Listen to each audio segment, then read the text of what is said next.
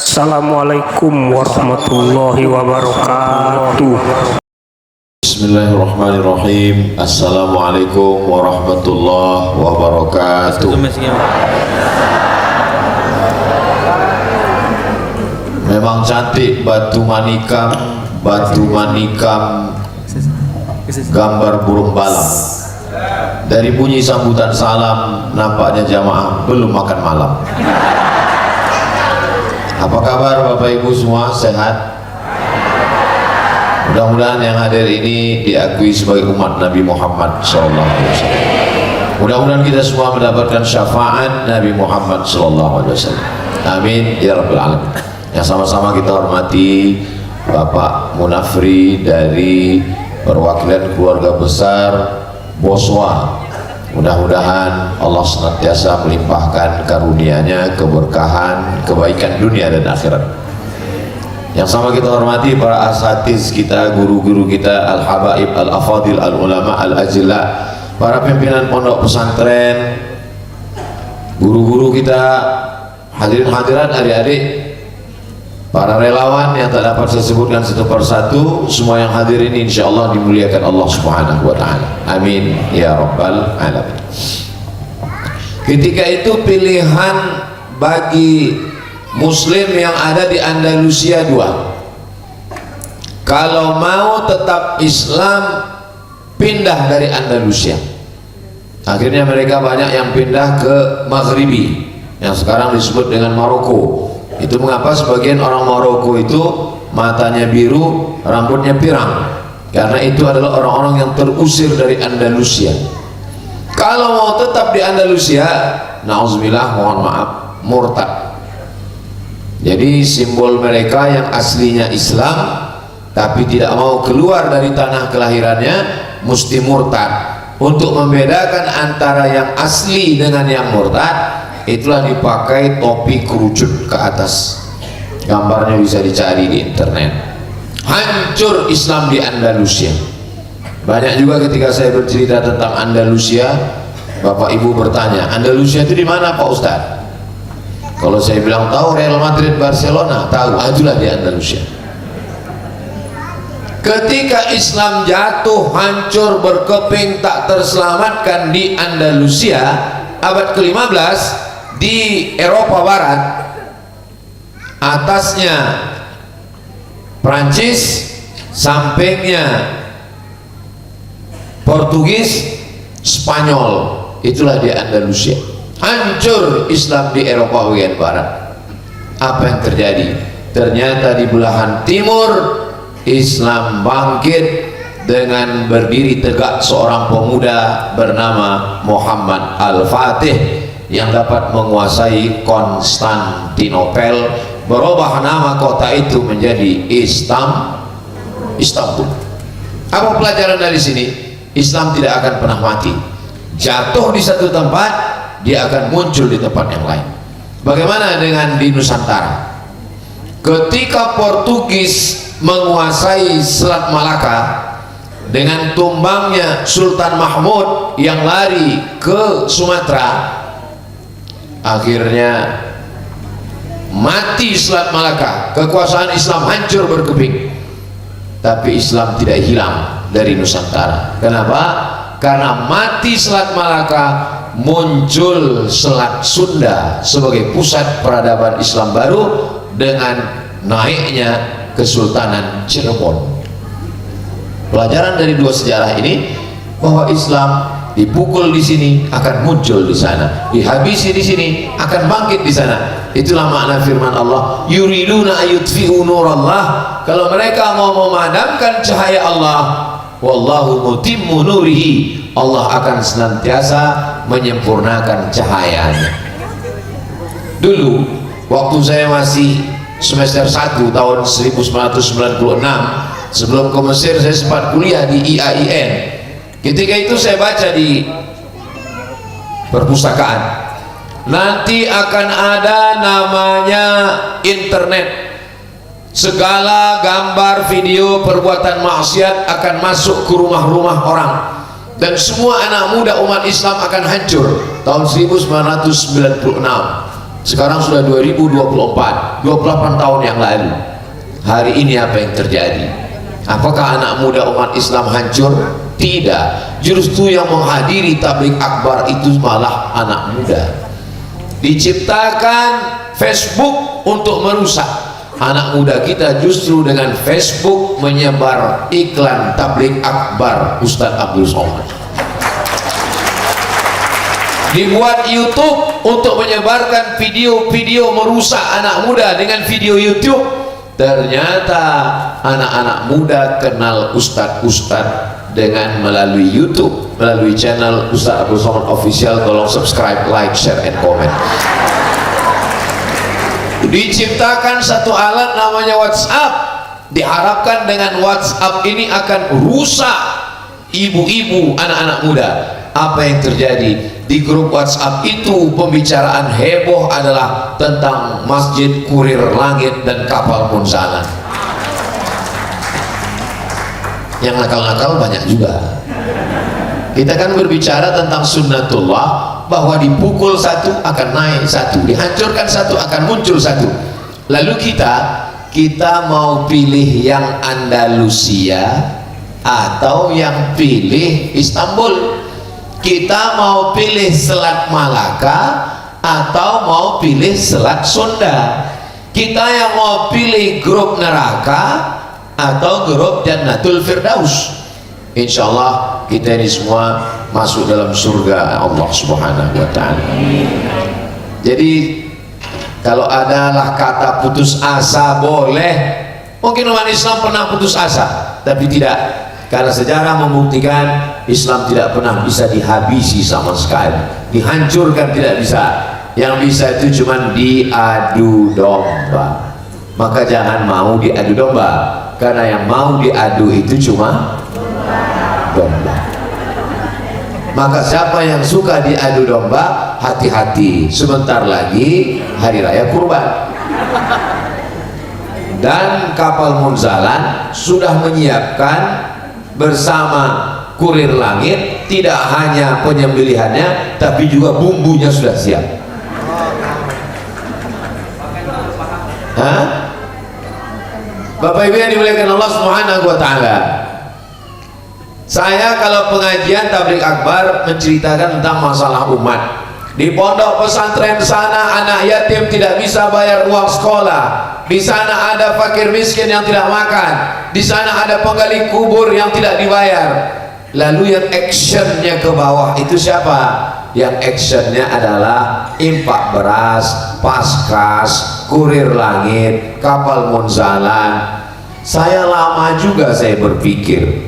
Saya ketemu dengan Bupati mikul beras, ketemu dengan Ketua KNPI mikul beras, ketemu dengan bisnismen pengusaha ikut mikul beras, Ketua parkir preman Jakarta ikut mikul beras, artis-artis tobat ikut mikul beras. Lama saya mikir, mantra apa yang dibaca Ustadz Lukman ke mereka ini? Kok mau mereka mikul beras? Yang paling saya heran melihat artis-artis tobat ini lah yang paling heran. Muda, ganteng, viral, kaya, kok mau-maunya tobat gitu. Kenapa nggak nunggu tua dulu kan? Tapi memang unik. Wa may yartadda minkum an dinihi, siapa di antara kamu yang murtad meninggalkan agama Islam ini, apakah Islamnya akan mati? Tidak. Fasawfa ya'tillahu biqaumin, Allah akan ganti dengan sekelompok anak muda, yuhibbuhum wa yuhibbuna. Allah mencintai mereka dan mereka membalas cinta Allah. Ayat inilah yang menjadi jawaban keheranan kita, kenapa ada anak-anak muda yang rela dari pintu ke pintu mengumpulkan 50.000, mengumpulkan 1.000 sehari, sudah menyelamatkan 600.000 santri. Kalau 1.000 sehari, 1 bulan berarti berapa? Tidak 30.000, karena tanggal merah nggak dihitung. 25.000 yang tidak sempat transfer, yang nggak bisa ngasih beras, paskas datang ke pintu rumah, relawan tidak dibayar lillahi ta'ala. Ini tidak masuk akal. Ini kalau mereka ini hidup di zaman penjajahan Belanda, ini dipenjarakan oleh Snok Horgronje di Pulau Sabang. Snok Horgronje yang pura-pura masuk Islam menjadi Abdul Ghafur menyarankan kepada pemerintah Belanda supaya dibuatkan rumah sakit jiwa di Pulau Sabang di Aceh untuk menangkap orang Aceh yang meninggalkan anak istri demi perang melawan Belanda. Karena menurut Snok Horgronje, meninggalkan kebun, meninggalkan rumah, meninggalkan anak demi perang mati syahid itu orang gila. Jadi kalau hidup Snok sekarang, ini kapal Munzalan dengan kurir langit ini ditangkap, ini gila semua. Kenapa? Karena yang mereka urus ini sesuatu yang tidak nampak. Malaikat kiraman katibin tidak kelihatan, Raqib Atid tidak kelihatan, orang yang mati tidak pernah hidup, balasan pahalanya belum jelas, tapi lelahnya jelas. Saya heran, saya berhadapan dengan makhluk-makhluk yang unik, yang hampir punah dan perlu dibudidayakan. Alhamdulillah, setiap ketemu dengan Ustadz Lukman, dengan Habib, Masya Allah, tabarakallah. Apalagi malam ini setelah Pak Kiai memberikan badik tadi, semakin kearang ini nampaknya. Sayang kepada abang, sayang juga kepada adik. Kalau sayang kepada adik, bawa jalan-jalan ke Bali. Kalau sudah Abdul Somad dikasih badik, tidak akan ada lagi yang berani membuli.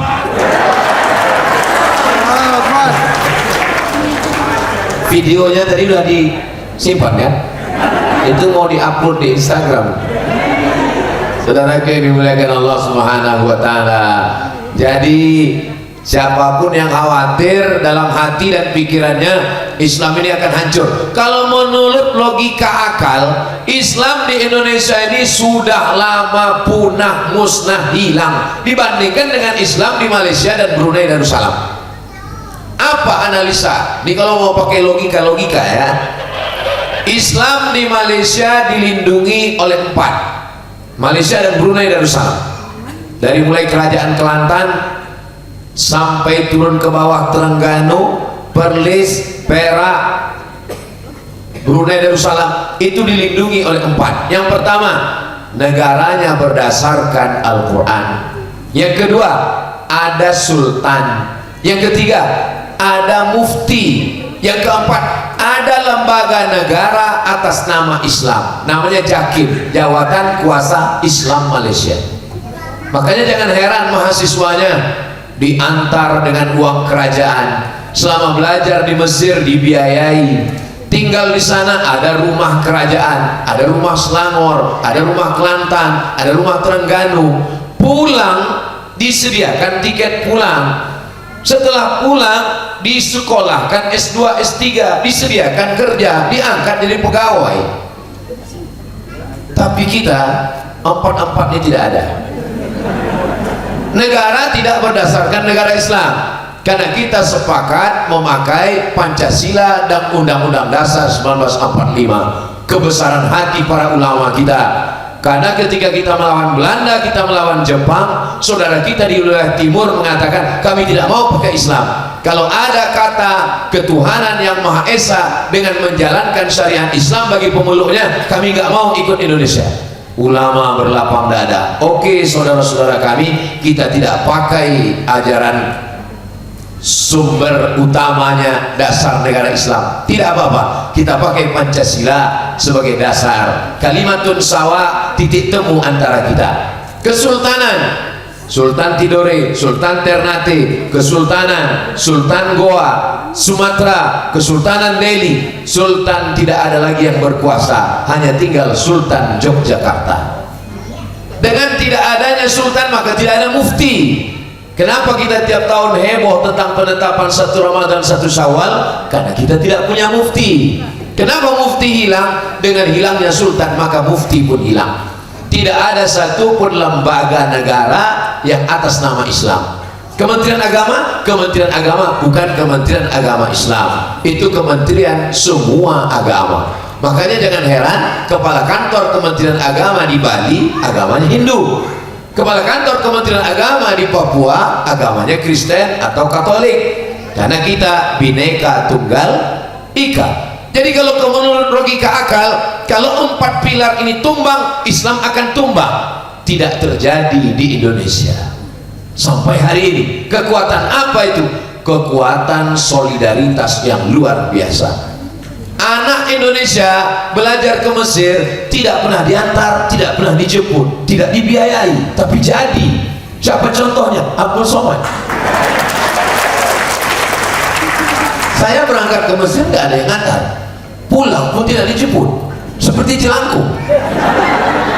Selama di sana 4 tahun tidak pernah diberi beasiswa, bupati tidak pernah kirim beasiswa, gubernur pun tidak, proposal berkali-kali dikirim.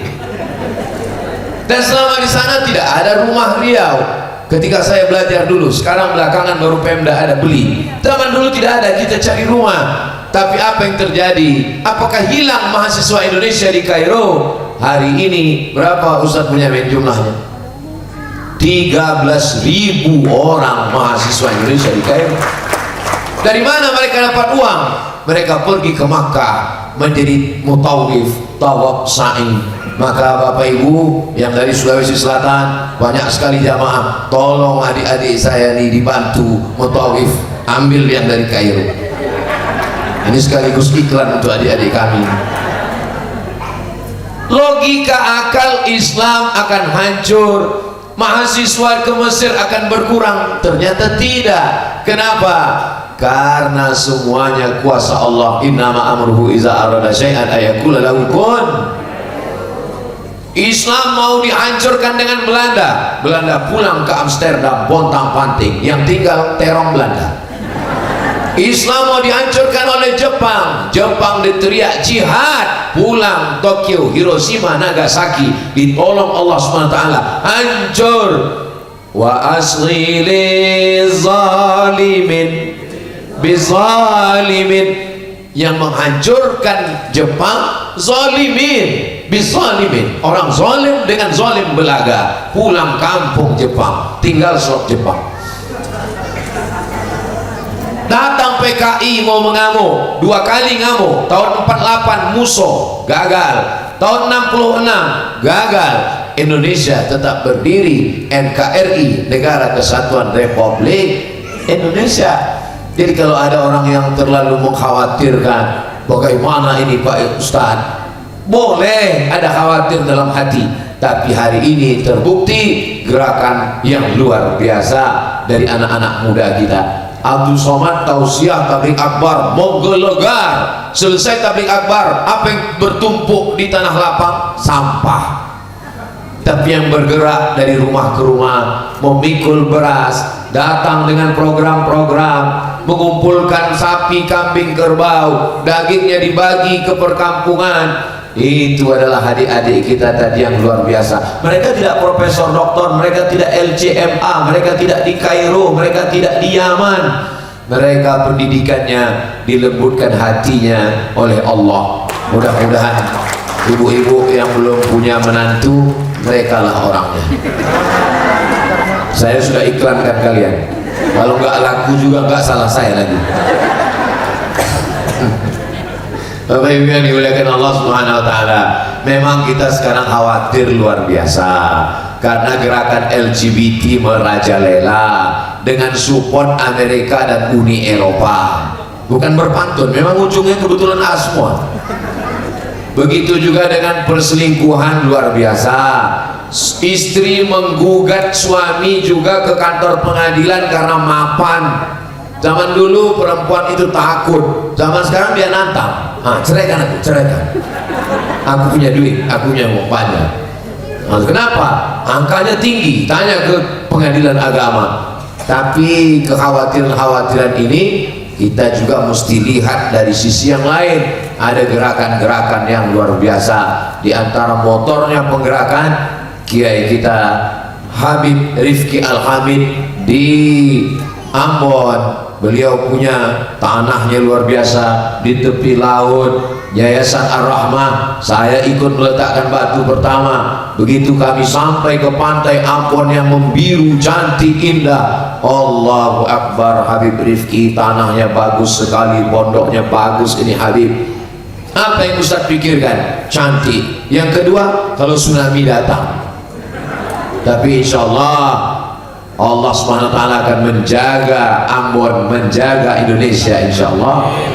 Begitu juga dengan Ustadz Lukman, beliau membuat pondok itu di tengah saudara-saudara kita Tionghoa, tapi mereka tidak pernah merasa terganggu, tidak pernah mereka mengadu ke polisi, ke tentara, Babinsa, Babin Kamtibmas, tolong bubarkan pengajian Ustadz Lukman. Tidak, mereka tetap senang. Kenapa? Rumah mereka dikontrak,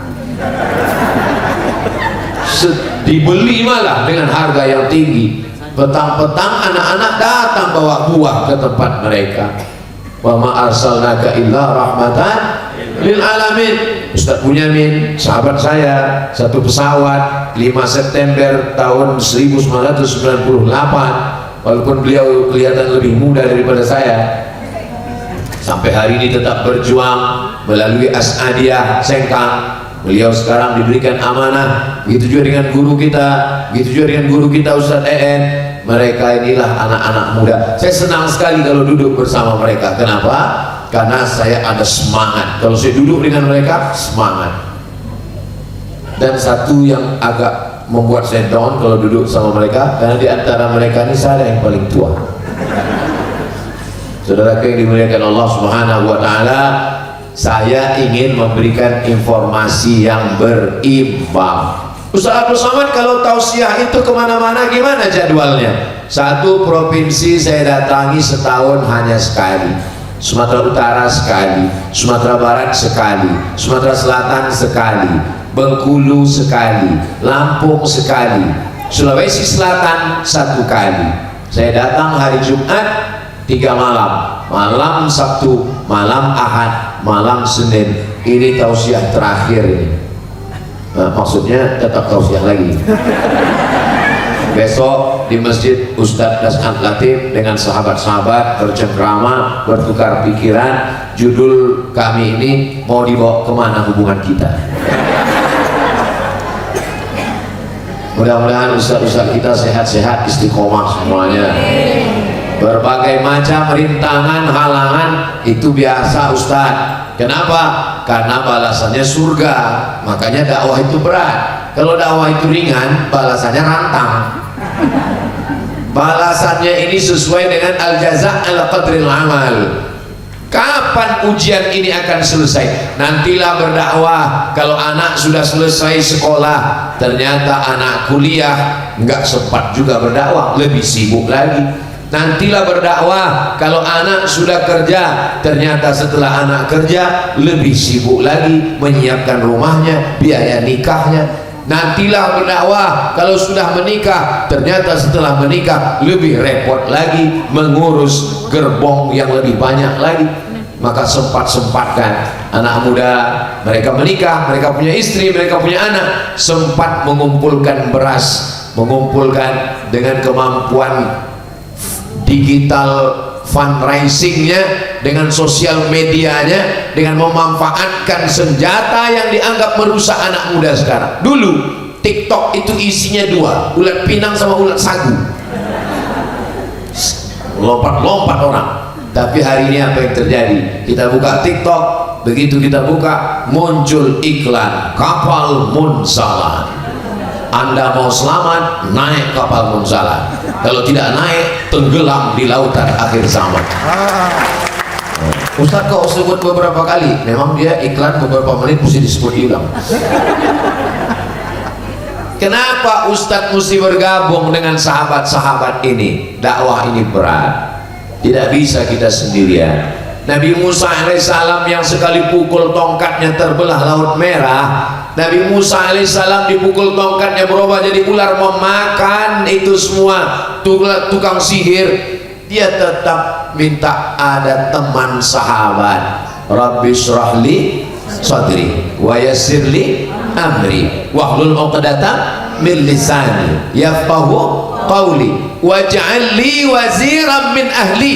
Berikan aku seorang sahabat penolong, Harun akhi, saudaraku Nabi Harun. Nabi Musa tetap minta saudara Harun.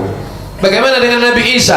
Nabi Isa yubri'ul akmaha wal abrasa biiznillah, menghidupkan orang mati, menyembuhkan orang lumpuh, menyembuhkan orang kusta, bisa dengan izin Allah. Tapi ketika berdakwah menegakkan agama Allah, tidak one man show, guys.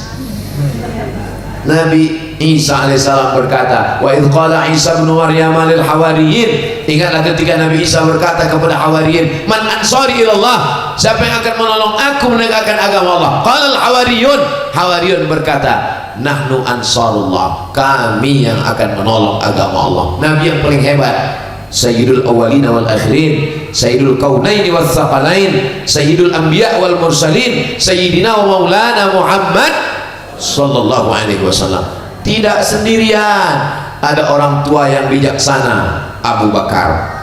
Ada anak muda yang gagah perkasa, Umar. Ada anak muda yang banyak harta, Utsman. Ada anak muda yang sangat smart dan cerdas, Ali. Ada perempuan yang kaya raya, Khadijah. Ada perempuan yang sangat cerdas, setengah agama di kepalanya, Aisyah.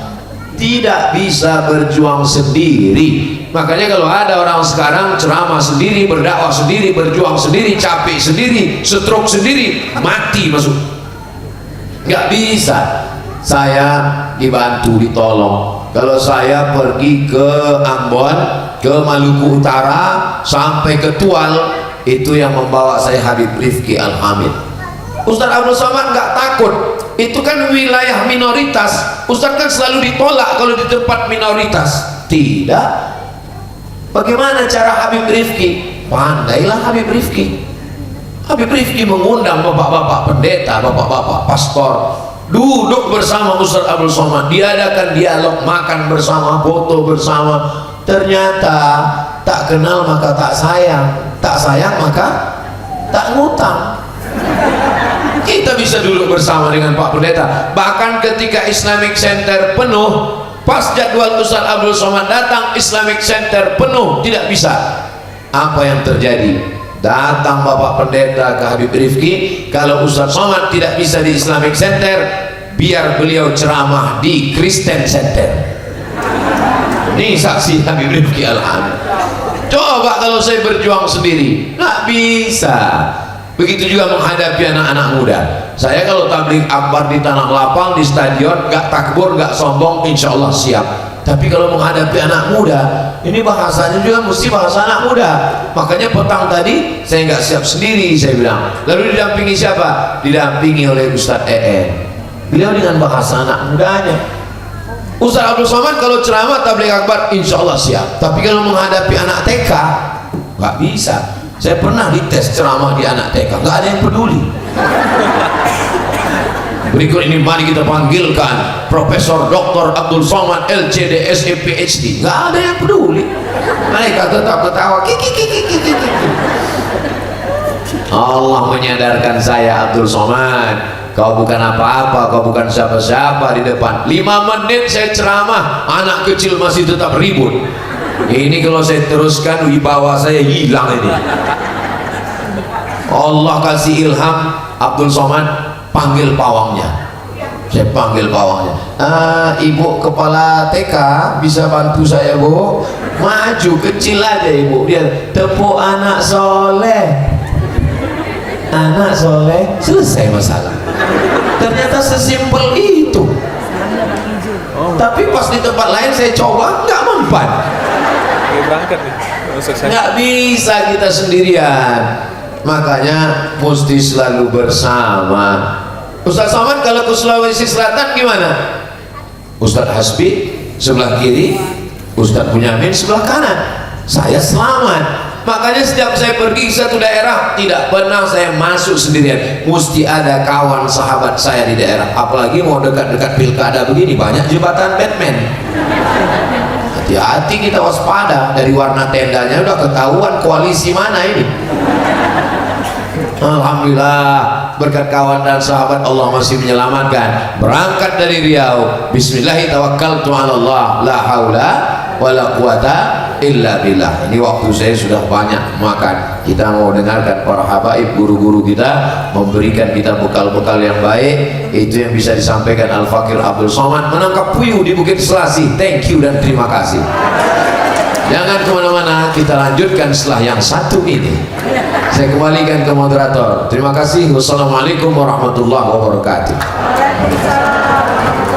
Waalaikumsalam warahmatullahi wabarakatuh. Gimana?